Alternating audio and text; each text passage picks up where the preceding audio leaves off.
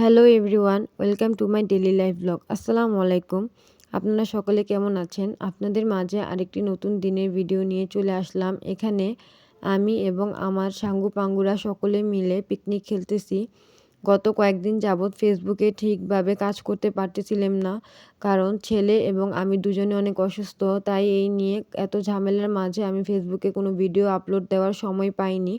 যাই হোক, ইনশাল্লাহ কালকে থেকে আর এরকম হবে না, সব ভিডিও সুন্দর করে দেওয়া হবে। এখানে আমরা সকলেই কিছুদিন আগেই পিকনিক করেছিলাম, তাই ওই ভিডিওটাই আজকে আপলোড করছিলাম। সবাই মিলে কাজ করা বা একসাথে কোনো কিছু করার মজাই আলাদা। এখানে সকলেই হাতে হাতে কাজ করতেছিল। আগে যখন আমরা ছোট ছিলাম তখন আমরা এরকম পিকনিক খেলতাম, আর তখন যদি আমাকে কেউ কাজ করার কথা বলতো তাহলে আমি অনেক বেশি কান্না করতাম আর বলতাম যে আমার আম্মু কাজ করবে।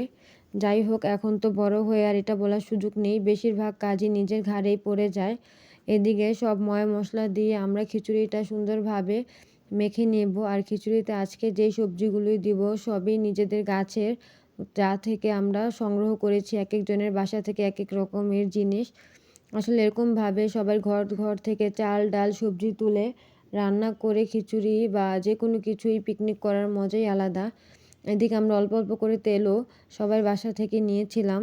এখানে রান্না বান্নার প্রিপারেশন চলছিল, আর আরেক দিকে আমার অন্যান্য সাঙ্গু পাঙ্গুরা চুলার প্রিপারেশন করছিল, কারণ পাতিলটা অনেক বড়, হয়তো বা ভিডিওতে ওরকমভাবে দেখানো যাচ্ছে না, তাই নর্মাল চুলায় হবে না, তাই ইট দিয়ে চুলা গেড়ে আমরা এখানে রান্না বান্না করব। এইদিকে দেখেন, রান্না বান্না করার আগে আগে ভালো করে খিচুড়িটাকে মেখে নিব।